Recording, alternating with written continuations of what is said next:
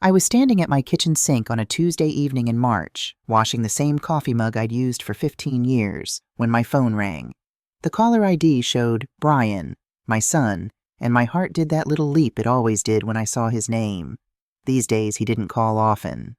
"Hi, honey," I said, drying my hands on a dish towel embroidered with sunflowers. I'd made it myself in a quilting class back when I still had time for hobbies, back before I picked up extra shifts to help with his MBA tuition. "Hey, Mom." His voice sounded tight, strained, like he was about to tell me something he'd rehearsed. I should have known right then. A mother always knows. "I'm glad you called," I continued, oblivious. "I found the perfect dress for the wedding. It's navy blue, very elegant. Nothing flashy, just, Mom, that's actually what I need to talk to you about." I set down the mug. Through my kitchen window, I could see Mrs. Patterson next door watering her roses in the fading light. 73 years old and still tending her garden every evening. I'd always imagined that would be me someday, peaceful, purposeful, with my son visiting on weekends with grandchildren who'd run through those same roses. "What about the wedding?" I asked. The silence stretched so long I thought the call had dropped. We lived in the same city, Portland, Oregon, only 40 minutes apart, but it might as well have been 40 states for how often I saw him these days. "Jessica and I have been talking," Brian finally said. Jessica, his fiancée, 27 years old, beautiful, a successful interior designer with an Instagram following that apparently mattered more than family. "And we think it might be better if you didn't come." The words didn't make sense at first, like hearing a foreign language you thought you understood but suddenly didn't. "I'm sorry, what?" "It's not personal, Mom. It's just, Jessica's family is very particular about aesthetics. They're paying for everything, and her father has specific ideas about how the wedding should look. The photos need to be perfect for Jessica's brand." I gripped the counter. "Brian, I'm your mother." "I know, and I love you for everything you've done. Then what are you saying?" Another pause. When he spoke again, his voice dropped lower, like he was ashamed but not ashamed enough to stop. "You've aged a lot these past few years, Mom. It's natural. It happens to everyone. But Jessica's family, they want a certain image. Everything has to be Instagram perfect." 68 years old. That's what I was. 68. With gray hair I'd stopped dyeing because it cost $60 a month I could save. Laugh lines around my eyes from 3 decades of smiling at my son's accomplishments. Hands that showed the honest work they'd done. Cleaning offices, serving tables, making a life for a boy whose father walked out when he was 2. Too ugly for my son's happiness. "I see," I whispered. "Mom, please don't be like that. Try to understand. This is about starting my new life with Jessica. Her father is paying $200,000 for this wedding. They have expectations. And where do I fit in those expectations? That's the other thing we wanted to discuss." His voice brightened slightly, like he was about to offer me a consolation prize. "Rebecca and I have been looking into assisted living options. Sunrise Manor has a beautiful facility. You'd have friends your own age, activities, proper medical care. There's an opening next month." The mug slipped from my hand. It didn't break. It was cheap ceramic from a discount store, practically indestructible, but it clattered in the sink loud enough that Mrs. Patterson looked up from her roses. "You want to put me in a home? We want you to have a better quality of life. You've been alone since you retired, Mom. It's not healthy. And with Jessica and me starting a family soon, we won't have time to keep checking on you the way we should." Starting a family. My grandchildren, who apparently would be too beautiful to have an ugly grandmother. "I need to go," I said. "Mom, let's talk about this rationally." I hung up. I didn't cry right away. Instead, I poured myself a glass of wine, the cheap kind I always bought, $12 a bottle from Trader Joe's, and sat at my kitchen table, the same table where Brian had done his homework, where I'd helped him practice for spelling bees, where I'd served him breakfast every morning for 18 years before he left for college. The refrigerator was covered with photographs held up by magnets shaped like Oregon landmarks. Brian at 6, gap-toothed and grinning on his first day of school. I'd worked a double shift the night before to afford that Ninja Turtles backpack he'd begged for. Worked until my feet bled in my cheap waitressing shoes, because all the other kids had character backpacks and I couldn't let my son be different.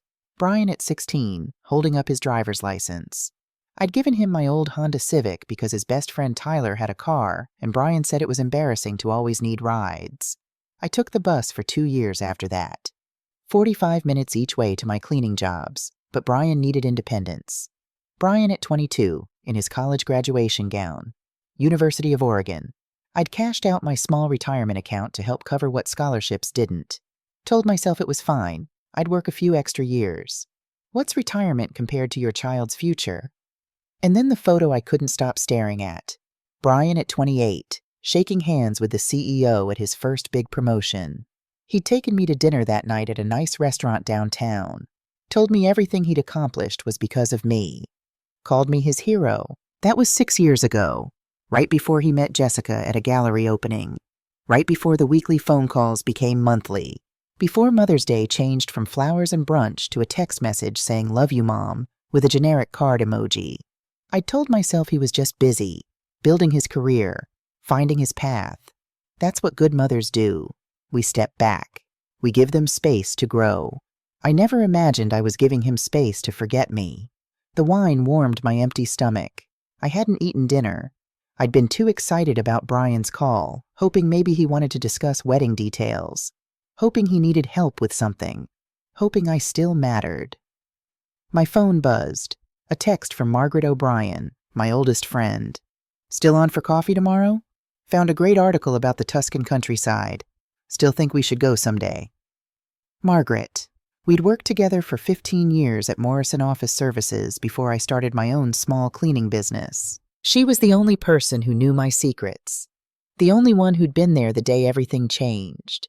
The day my mother died and left me an inheritance. I walked to my bedroom, wine glass in hand, and opened the bottom drawer of my dresser. Beneath the sweaters I'd knitted but never wore, beneath the scarves I saved for special occasions that never came, were the manila folders I touched only once a month. Bank statements, property deeds, investment portfolios. Brian thought he knew his mother, the poor woman who'd sacrificed everything, who lived in a modest 1,500-square-foot house in an unfashionable neighborhood, who drove a 10-year-old Subaru and clipped coupons and never ever bought anything that wasn't on sale. He had no idea who I really was. I pulled out the first document. A property deed dated July 2005. Beaverton duplex. Purchase price, $85,000. Current value, $340,000. Then the second. Morrison Street Commercial Building, 2011. Purchase price, $180,000. Current value, $520,000. And the third. 4-unit apartment complex, Southeast Portland, 2018. Purchase price, $280,000. Current value, $680,000. I spread them across my bed like treasure maps, because that's what they were. A fortune I'd built from the ashes of my mother's death. When my mother passed away in 2005, she left me $120,000. Brian knew about the inheritance. He'd been in college then, full of ideas about how I should spend it. A new car for me. Maybe some renovations on the house. Maybe help with his student loans. I told him I'd used it all to pay for my mother's medical bills and funeral expenses. I'd lied. What I actually did was use that money to build an empire so quiet, so careful, that no one noticed. I bought that first duplex when the owner was desperate. Divorcing, needed cash immediately. I rented out both units and the rental income covered the mortgage. I kept working my cleaning jobs, kept living small, kept saving every extra dollar. 6 years later, I bought the commercial building. A small place on Morrison Street with 3 units. A tax preparation office, a nail salon, a sandwich shop. Nothing glamorous. But all 3 paid rent. Reliable. Steady.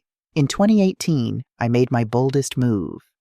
The 4-unit apartment building in a neighborhood everyone said was transitional, real estate code for poor now, but not forever. Young professionals were starting to move in, priced out of trendier areas. I bought it just before prices exploded. The building had doubled in value in 6 years. And that wasn't all. I pulled out my investment portfolio. 20 years of putting away $500 to $800 a month into index funds. Nothing fancy, nothing risky, just steady, boring investments that grew while I continued to live like a woman with nothing. The portfolio was worth $420,000. I picked up my phone and opened my banking app. The checking account Brian probably thought held my modest Social Security and small pension actually contained $87,000. Total net worth, $1,960,000, nearly $2 million. Built over 19 years while my son thought I could barely afford groceries. I'd done it because I was terrified.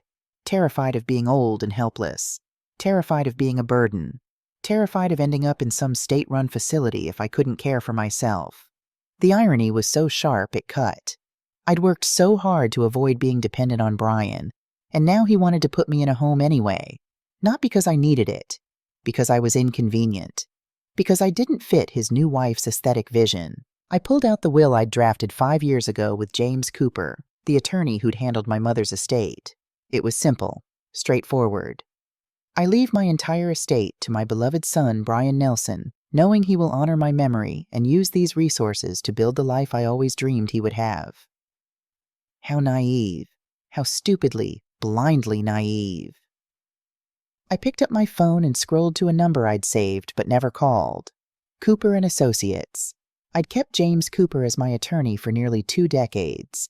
He was discreet, thorough, and wouldn't judge me for what I was about to do. My finger hovered over the call button. If I did this, there was no going back. Brian would know. Eventually, he would know what his cruelty had cost him. What his embarrassment, his precious aesthetics, his perfect Instagram wedding had thrown away. I thought about that phone call. About being too ugly, too old, too inconvenient for my son's happiness. I pressed dial. Cooper and Associates, how may I help you? This is Phyllis Nelson, I said, my voice steady, stronger than I'd felt in years. I need to schedule an appointment with James to revise my will. Let me check his calendar. Would Thursday at 2 work? Thursday, 2 days away. 2 days to decide exactly how to rewrite my life's work. Thursday is perfect. I hung up and looked at the documents spread across my bed. Evidence of the woman I'd been quietly becoming while playing the role of devoted mother. Evidence that I was so much more than Brian had ever bothered to see. My phone buzzed again. Margaret. Phyllis, you okay? You usually respond right away. I called her instead of texting.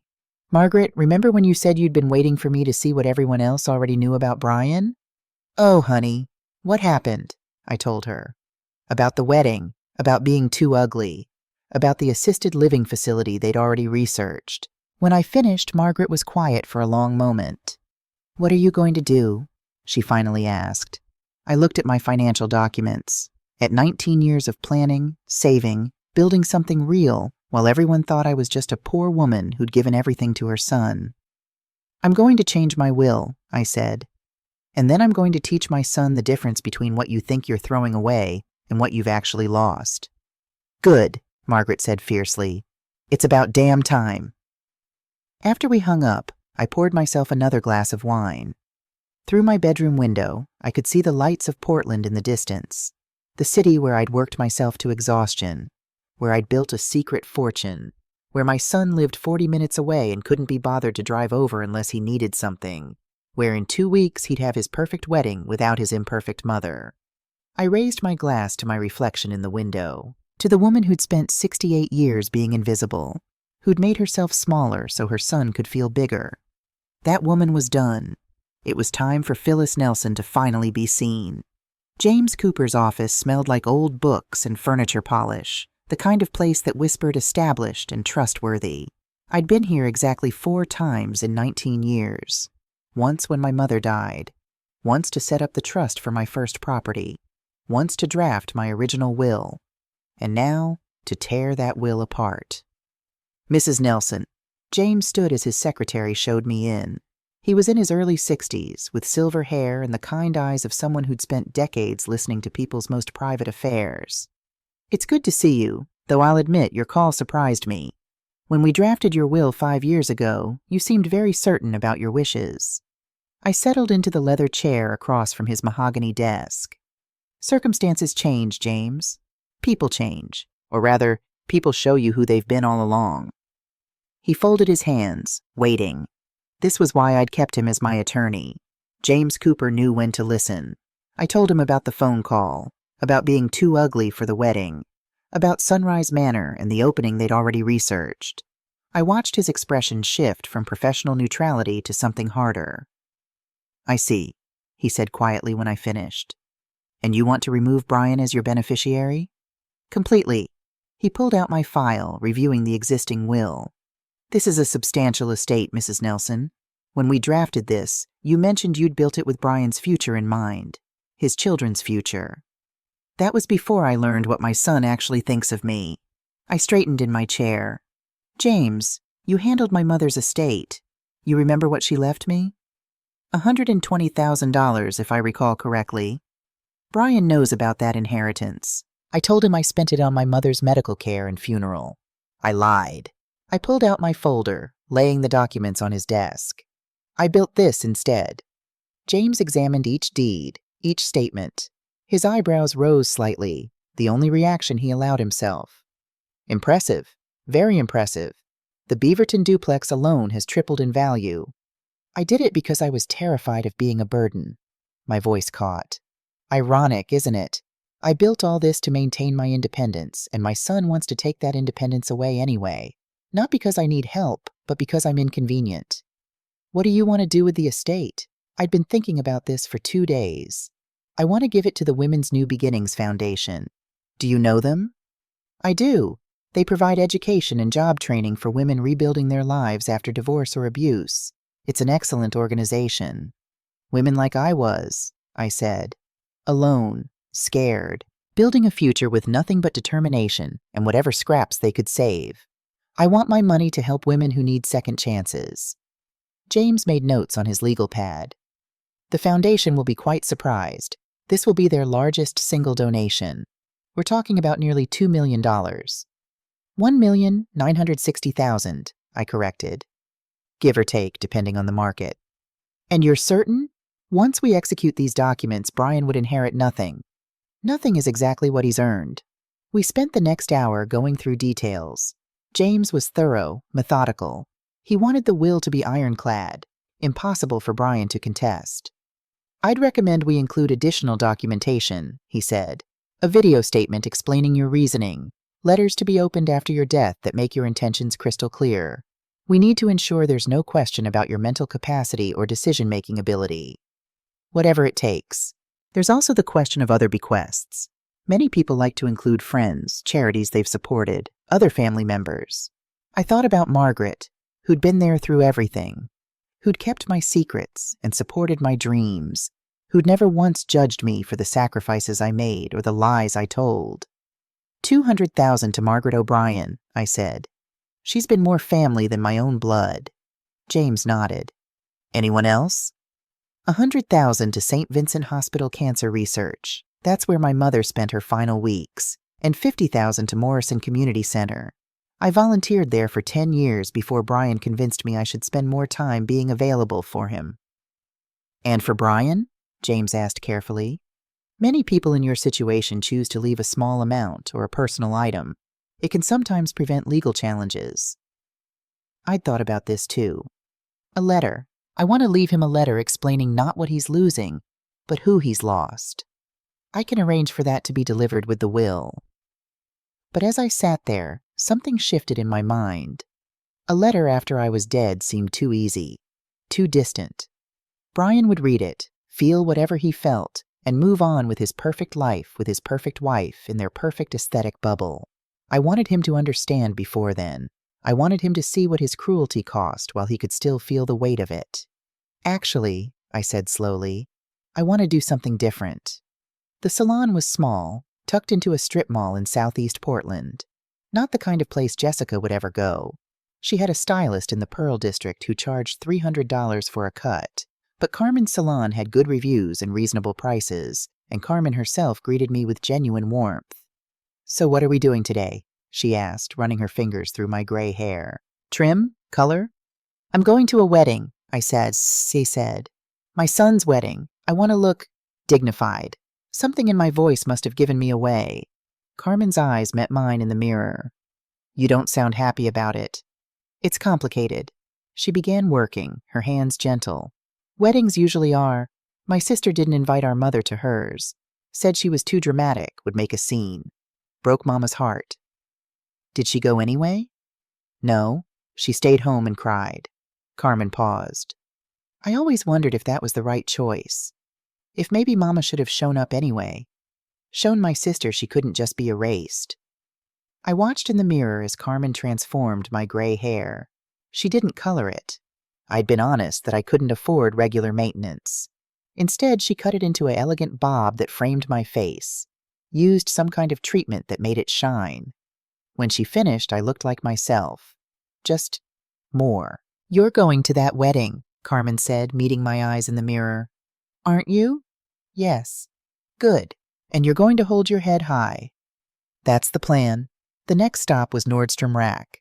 Not Nordstrom itself. I wasn't ready to spend that kind of money. And besides, I didn't want to outshine the bride. I just wanted to look like I belonged. Like I deserved to witness my son's happiness, even if he didn't think so. I found a navy blue dress on the clearance rack. Simple, elegant, with a matching jacket. The kind of outfit that photographed well from a distance, but wouldn't draw attention up close. Exactly what Brian wanted, though he'd never know I'd chosen it on purpose. New shoes, a new purse, even new underwear, because somehow starting over required being new from the inside out. At home, I tried on the complete outfit. The woman in my bedroom mirror looked like someone who belonged at a society wedding. Someone with dignity and presence. Someone who mattered. Too bad Brian would never introduce her to anyone. My phone rang. Margaret. How's Operation Wedding Crash going? It's not a crash if I show up quietly and leave quietly. Phyllis, are you sure about this? Why put yourself through it? I'd been asking myself the same question. Why go to a wedding where I wasn't wanted? Why give Brian the satisfaction of seeing me comply with his wishes to stay invisible? Because I need to see his happiness, I said finally. I need to see him believe he successfully built this perfect life, before I show him what it cost. You're not bringing the letter? No. The plan had been forming in my mind all week. I'm bringing something else. Something he'll get after the wedding, after he's had his perfect day. What? The truth, just not the way he's expecting it. St. Mary's Cathedral was everything I'd imagined. Soaring ceilings, stained glass windows that cast rainbow patterns across stone floors, white roses and baby's breath adorning every pew. Jessica's father had spared no expense for his daughter's perfect day. I arrived early and took a seat in the very last row. From here I could see everything without being seen. The ushers in matching tuxedos, the photographer moving like a dancer, capturing every angle, the guests in their designer outfits, air-kissing and admiring each other's accessories. A few familiar faces. Daniel Shaw, Brian's college roommate, now a successful lawyer. Sarah Martinez, who'd lived next door when Brian was in high school. They spotted me and waved, confusion crossing their faces when they saw me sitting alone in the back, instead of in the mother of the groom's row. That front row on Brian's side sat empty except for Daniel's parents. A gap where I should have been. A missing tooth in an otherwise perfect smile. At exactly 11, the music began. The congregation rose, and I rose with them, watching as Jessica appeared at the back of the church. She was stunning. 27 years old, with long blonde hair styled in perfect waves, wearing a dress that probably cost more than I used to make in 6 months. She moved down the aisle with the confidence of someone who'd never doubted she deserved the very best. But it was Brian I couldn't stop watching. He stood at the altar in his perfectly tailored tuxedo, his dark hair styled just right, his face glowing with uncomplicated joy. This was what happiness looked like on my son. Pure, unaware of any shadow or complexity. The smile I'd lived for during all those years of double shifts and secondhand clothes. Seeing it now, knowing what I knew, felt like watching a beautiful sunset before a hurricane. The ceremony was flawless, traditional, picture perfect. The minister spoke about love and commitment, about building a life together, about the importance of family and bonds that endure. Brian and Jessica exchanged vows they'd written themselves. I promise to put you first, Brian said, his voice carrying through the cathedral. To build a life of beauty and excellence, to surround us with only what brings joy and perfection. Only what brings joy and perfection. I wondered if he heard what he was really saying. When the minister pronounced them husband and wife, when Brian kissed his bride and the congregation erupted in applause, I felt everything at once. Pride. He looked so handsome. loss. This should have been our moment. And something else.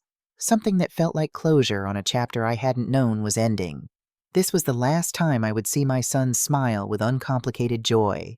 In about 24 hours, everything would change. The recessional began. Brian and Jessica walked back down the aisle as husband and wife, accepting congratulations. As they passed my row, Brian's eyes swept the congregation. For just a moment, his gaze landed on me. I saw it all flash across his face. Shock that I'd actually come. Confusion about why I was in the back. A flicker of embarrassment as he realized some guests had probably wondered about his mother's absence from the family section. But Jessica was pulling him forward. The photographer was calling for pictures, and the moment passed. His attention returned to his perfect day, and I became invisible again, exactly as he'd wanted. I waited until most guests had offered their congratulations before approaching. The line moved slowly, giving me time to observe Jessica with her family.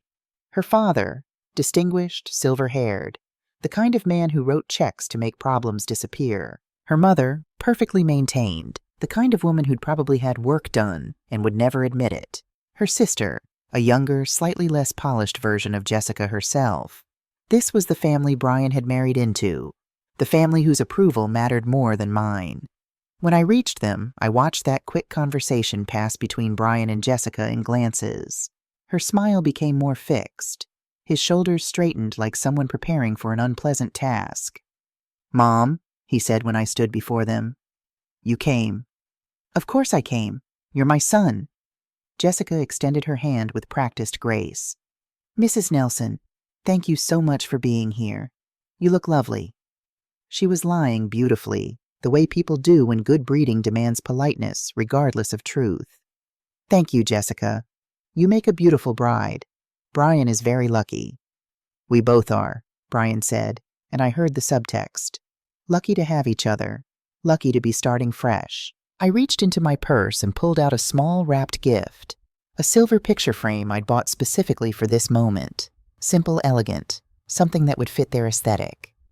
"Just a little something for your new home." "That's so thoughtful," Jessica said, accepting it with another perfect smile. What they didn't see was my other hand, the one that slipped an envelope into the inside pocket of Brian's tuxedo jacket when I leaned in to give him a congratulatory hug. "I'm so proud of you," I whispered in his ear, and I meant it. I was proud of the man he'd become, even if that man no longer had room for the woman who'd made him possible. "Thanks, Mom," he whispered back, and for just a moment, he sounded like the little boy who used to crawl into my bed during thunderstorms. Then Jessica was pulling him toward the next well-wisher, and I was forgotten again. I made my way toward the exit, stopping to chat briefly with old acquaintances. Yes, Brian looked wonderful. Yes, the ceremony was beautiful. No, I wasn't staying for the reception. I had other plans. White lies, delivered with a smile. Outside, I called for an Uber. I'd splurged today. No bus rides on my son's wedding day. As I waited, I thought about the envelope burning in Brian's jacket pocket. Not a letter. That would come later. This was just a note, handwritten on simple cardstock. "Brian, I'm glad I came today. I got to see you happy, truly happy, one last time. Tomorrow you'll receive a package. Please open it alone. Please read everything inside. Then, if you want to talk, call me. I love you. I always will. But love without respect isn't enough anymore." Mom, by tomorrow evening, my son would know exactly what his wedding day had cost him. I spent Saturday carefully assembling the package. Not at home. I couldn't risk the emotional weight of it there.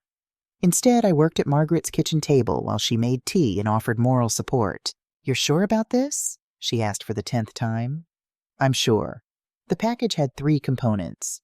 First, a photo album. I'd spent all Friday putting it together, printing photos from digital files, arranging them chronologically. 34 years of Brian's life. Every major milestone, every achievement, every moment of joy. But this wasn't a typical mother's scrapbook. Below each photo, I'd written the truth in my neat handwriting. First day of kindergarten, September 1995. Your Ninja Turtles backpack cost $34.99. I worked a double shift at the diner to afford it. You were so happy. Soccer team photo, spring 2001. Your cleats and uniform cost $87. I took on extra houses that month. You scored 3 goals that season. High school graduation, 2008. Your class ring cost $340. I sold my mother's pearls to buy it. You wore it for 2 years. College acceptance letter, University of Oregon, 2008. 4 years of tuition, room, and board, $89,000. I emptied my retirement account. You graduated with honors. MBA graduation, 2014. Your degree cost $67,000 beyond your undergraduate loans. I refinanced my house. You got your dream job 3 months later.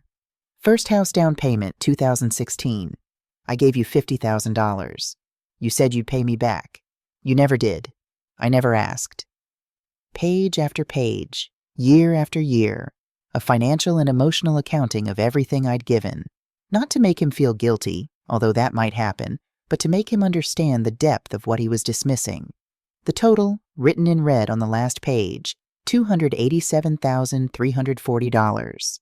Second, photocopies of financial documents, bank statements showing every transfer, receipts I'd kept, proof that every number was real.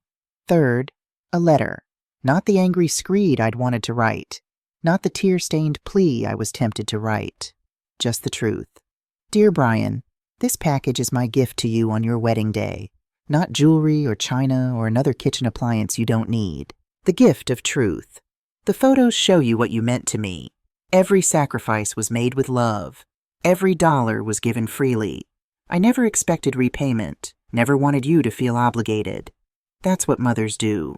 We give without counting. But giving without counting doesn't mean the gifts were worthless. I'm writing to tell you that I've made changes to my estate. You'll receive official notification from my attorney, James Cooper, early this week. This isn't revenge, Brian. It's a teaching moment about value, not monetary value, but human value. For 19 years, I've been building something while you thought I was just your poor mother barely scraping by. I have assets worth nearly $2 million, property, investments, a future I built while living small so you could live large. I was going to leave it all to you. I had a will that said exactly that, my beloved son who would honor my memory.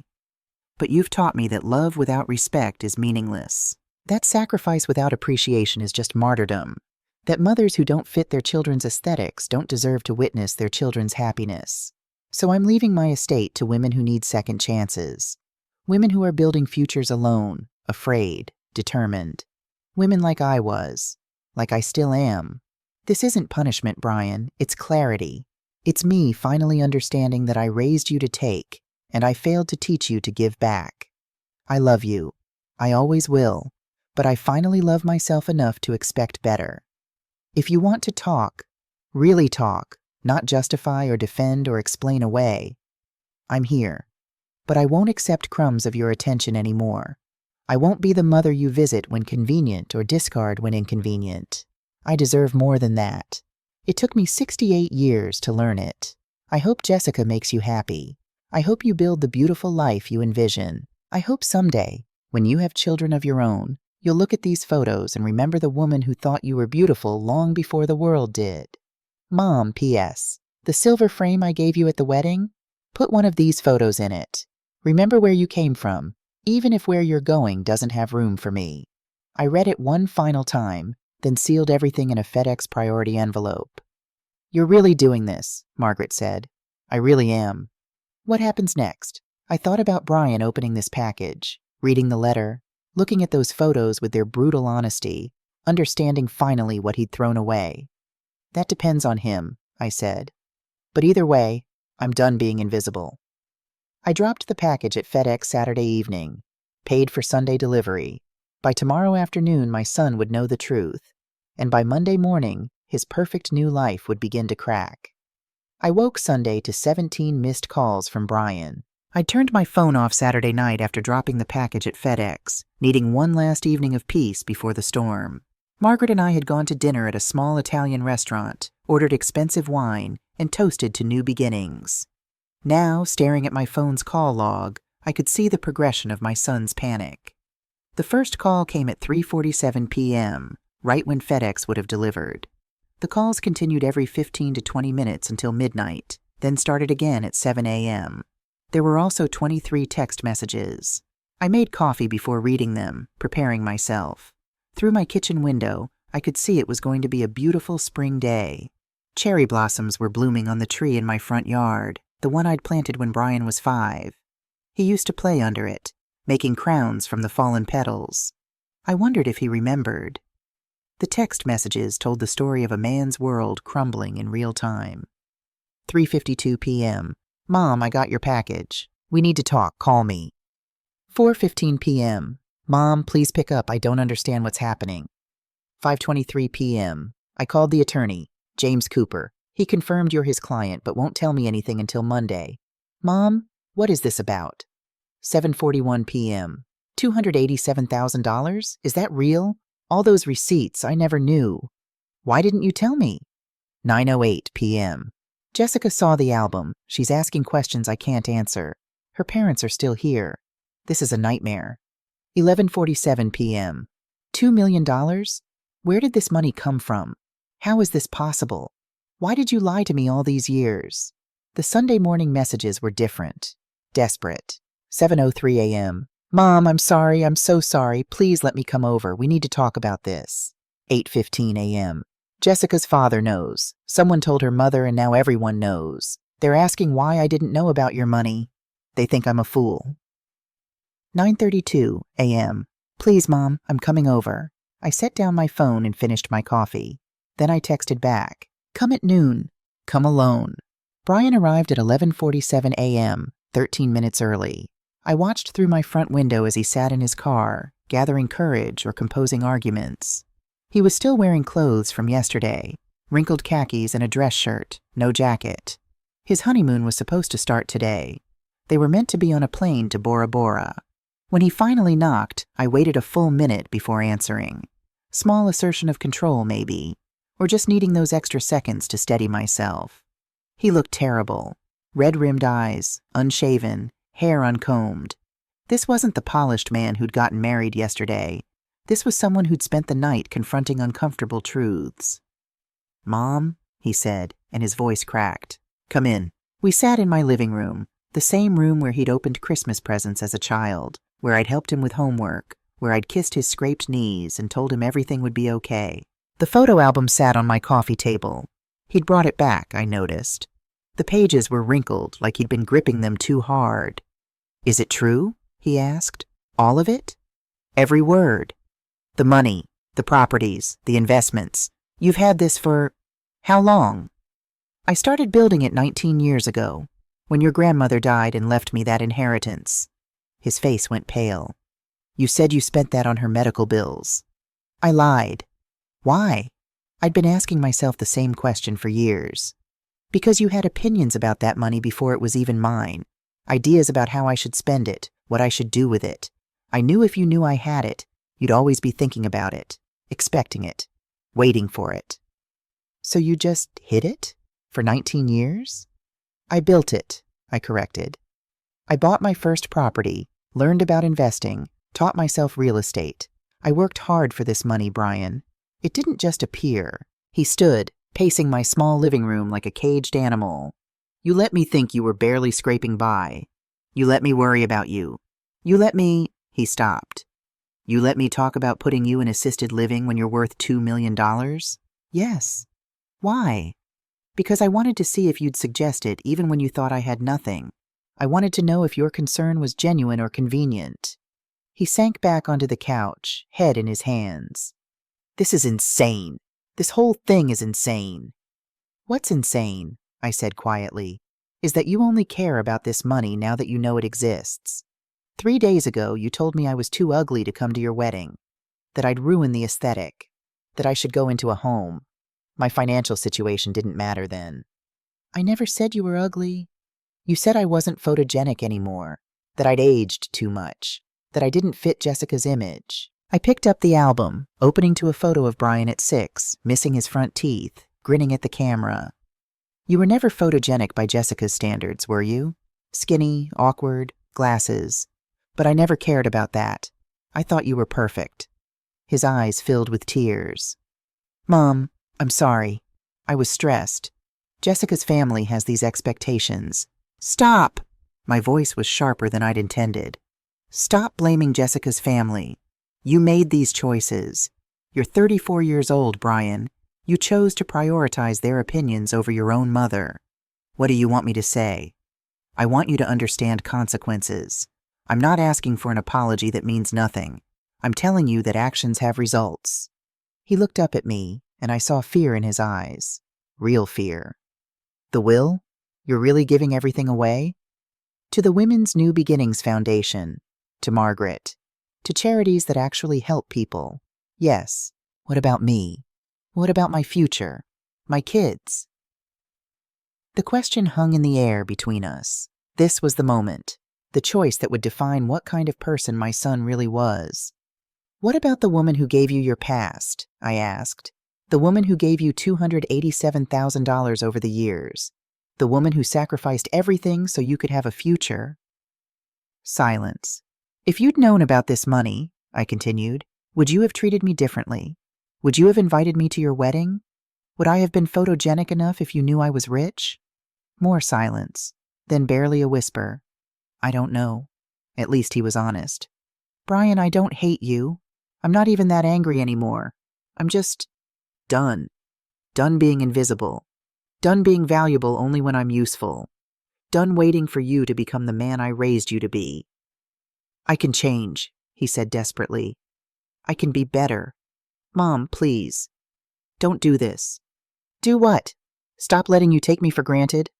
Cut me out of your life. I studied my son's face, saw genuine distress there. Also saw calculation, the wheels turning, trying to find the right words to change my mind. I'm not cutting you out of my life, I said finally. But I'm also not giving you my money. Those are two different things, Brian. The fact that you think they're the same tells me everything I need to know. He started crying then, really crying. Jessica's father is furious. He thinks I lied about my family situation. Her mother is talking about annulment. My perfect wedding just turned into the worst weekend of my life. Part of me, the mother part that had spent 34 years protecting him, wanted to comfort him, to fix it, to make it better. But the stronger part, the part that had finally learned self-respect, stayed seated. I'm sorry your wedding weekend is ruined, I said. I'm sorry Jessica's family is disappointed. But Brian, my entire identity as your mother has been ruined. You reduced me to an aesthetic problem, an embarrassment to be managed. At least your problems can potentially be fixed. How? How do I fix this? That's not my job anymore. He looked at me with something like desperation. What if I make it right? What if I tell Jessica's family the truth, that I was wrong, that I was an ass, that you deserved better? That would be a start, but it doesn't change my will. Mom, Brian, stop. This isn't a negotiation. I'm not holding my money hostage to force you to be a better son. I'm simply choosing to give it to people who need it more than you do. You have a good job, a new wife, your whole life ahead of you. You'll be fine. What about when you need help? What if you get sick? I'll hire help. I can afford it. He sat there, deflated. I don't know what to say. Then don't say anything. Just think about it. Think about what you lost and why. I was in my doctor's office for a routine follow-up when she said the words that change everything. The mammogram shows an abnormality. We need to do a biopsy. Just like that, my carefully planned future shifted again. The biopsy came back positive. Stage 1 breast cancer. Caught early. Treatable.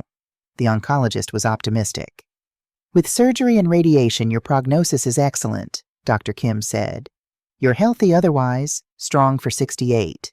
I'd say we're looking at a 90% 5-year survival rate. 90%. Excellent odds. But still, that 10% hung there. Margaret came with me to every appointment. Brian found out through her. I hadn't told him. Didn't want him rushing back out of guilt or obligation. But he came anyway. I was sitting in the infusion center, 3 weeks into treatment, when he appeared in the doorway. He looked better than he had at our last meeting. Calmer, like he'd spent the time actually thinking instead of just reacting. Mom, he said softly. Margaret told me. Why didn't you call? Because I didn't want you here out of obligation. I'm here because I want to be. Are you? Or are you here because a dying mother might reconsider her will? He flinched. That's not fair. Isn't it? He pulled up a chair next to my infusion chair. I've been going to therapy, individual and couples with Jessica. Her family they're still processing everything. But that's my problem to manage, not yours. I didn't say anything, just watched the IV drip medicine into my arm. I've been thinking about what you said, he continued. About consequences, about value. You were right. I never learned to give back because you never asked me to. You just kept giving. So this is my fault? No, it's mine. I'm 34 years old. I should have figured it out myself. He paused. I should have seen you. Really seen you. The sincerity in his voice was new. Or maybe not new. Maybe it had been there all along, buried under entitlement and assumption. What do you want, Brian? I want to be here for you, not for your money, not to change your will, just to be your son. For how long? Until the treatment ends? Until you get busy again? For as long as you'll let me. Over the next months, he proved it. Showed up for appointments I didn't ask him to attend. Brought groceries I didn't need. Sat with me during infusions, not talking about the money or the will or anything except baseball and books and whether the new Thai restaurant on Division Street was any good. Slowly, carefully, we built something new. Not the old relationship. That was gone forever.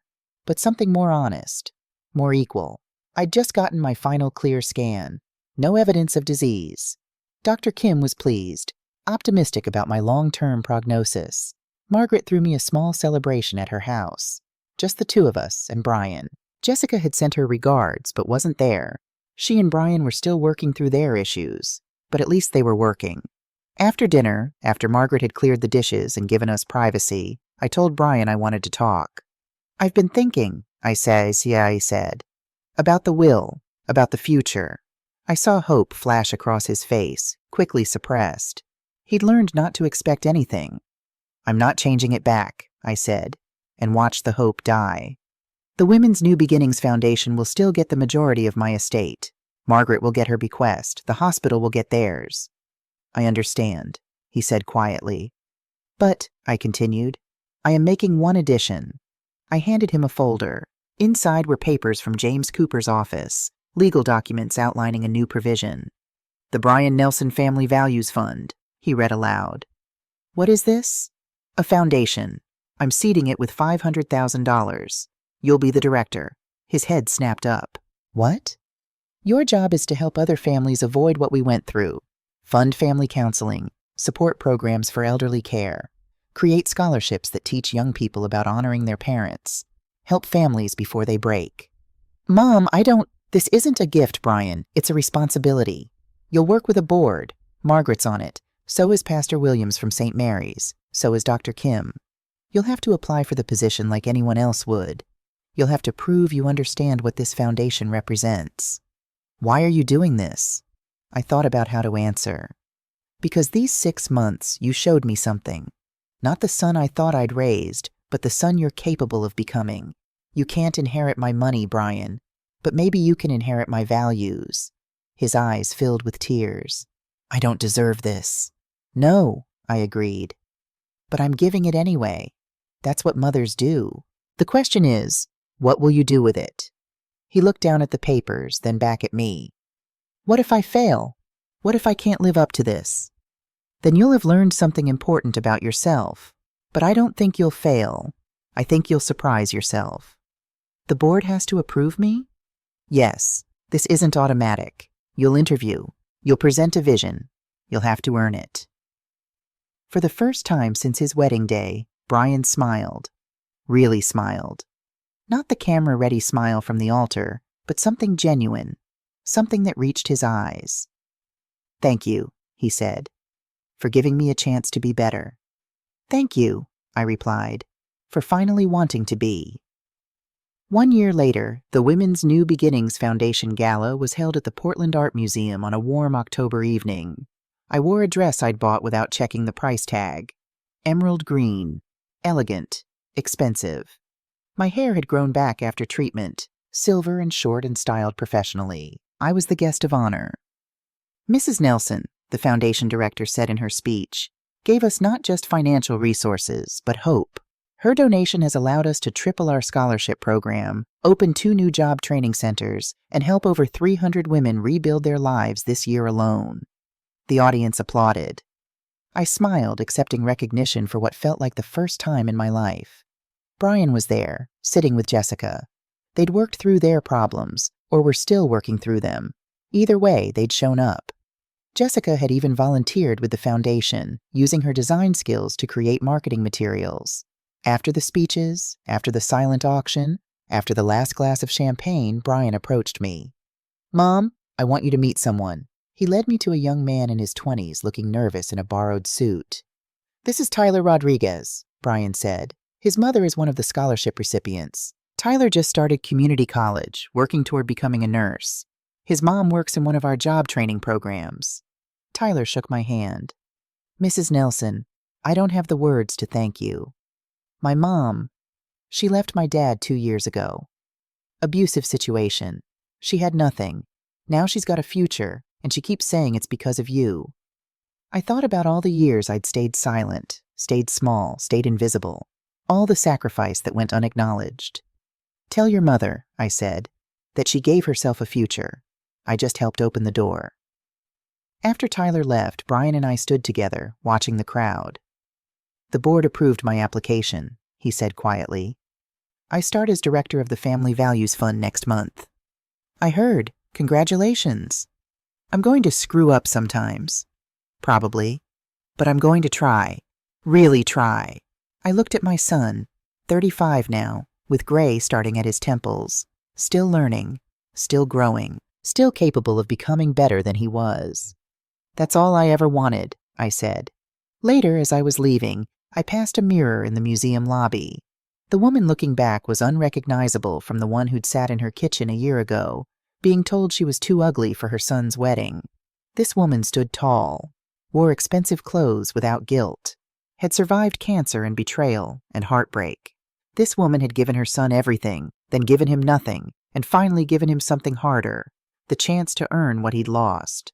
But most importantly, this woman had given herself permission to be seen, not as Brian's mother, not as the devoted martyr, not as the invisible woman who sacrificed in silence, just as Phyllis Nelson, a woman who was worth $2 million, but whose real value couldn't be measured in money.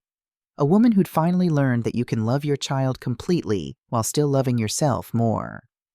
I caught Brian's eye across the room. He raised his glass to me. I raised mine back. It wasn't the relationship I'd imagined. It wasn't the fairy tale ending where everything was forgiven and forgotten. It was better. It was real. And for the first time in 69 years, I was finally, gloriously, completely myself.